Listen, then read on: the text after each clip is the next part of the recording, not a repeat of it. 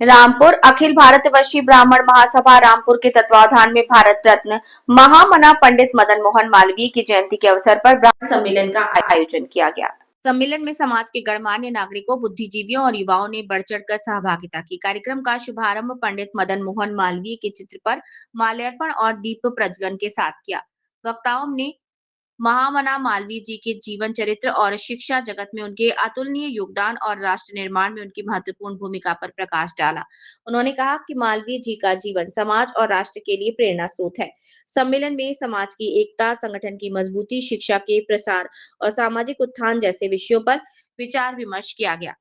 वक्ताओं ने समाज को संगठित होकर सकारात्मक दिशा में कार्य करने का आह्वान किया।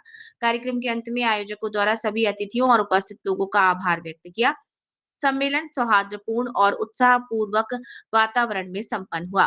डॉक्टर प्रियंका शुक्ला, सभासद श्वेता शर्मा, वरिष्ठ पदाधिकारी अवधेश शर्मा, रजनी भारद्वाज, मीना भारद्वाज, मृदुल शर्मा जी, जागेश्वर दीक्षित, अनिल वशिष्ठ, दीपक शर्मा जी। जी सर, क्या नाम है?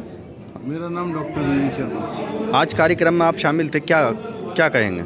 ये अखिल भारतीय ब्राह्मण सभा का कार्यक्रम था जो कि महामना मदन मोहन मालवीय द्वारा स्थापित की गई थी और उसी के संबंध में ये, क्योंकि आज अटल बिहारी वाजपेयी का भी जन्मदिन है और महामना का भी जन्मदिन है, इसलिए उसके उपलक्ष्य में ये कार्यक्रम किया गया। जिस तरीके से लगातार कार्यक्रम चला है उसको लेके क्या कहेंगे?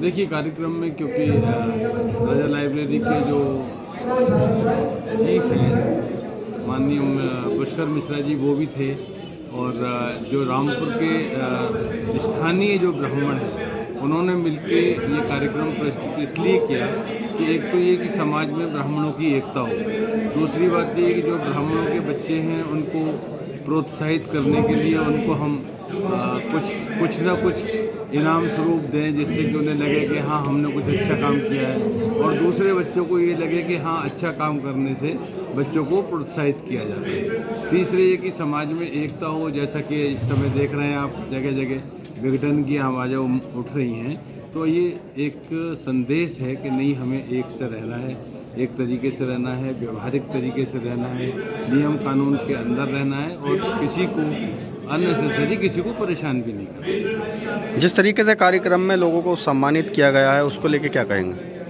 देखिए, जिनकी कुछ उपलब्धि होती है उन्हें सम्मान तो दिया ही जाता है, ये तो पुरानी परंपरा है समाज की। ये पुरानी परंपरा है कि जिसने कुछ उपलब्धि प्राप्त की है तो उसको कहीं ना कहीं दूसरे लोग जो हैं जो सम्मानित करते हैं और अपने आप को भी सम्मानित महसूस करते हैं जो हमारे समाज में से कोई अच्छा काम करता है। आज आप इस कार्यक्रम में शामिल हुए हैं, आपको कैसा लगा? नहीं, मुझे बहुत अच्छा लगा और इस तरीके से कुछ लोग जो नहीं शामिल हुए, मैं तो कहता हूँ कि पूरे रामपुर के ब्राह्मणों को एक मंच पे आके आने के बाद, जैसा कि ब्राह्मण का काम रहा है दूसरे को शिक्षा देना, तो इसी तरीके से सारे ब्राह्मण एक साथ इकट्ठे हों, कुछ प्रोग्राम बनाएं, कुछ गरीब बच्चों की सहायता करें, कुछ ऐसी लड़कियों की सहायता करें जो हमारे समाज में हैं।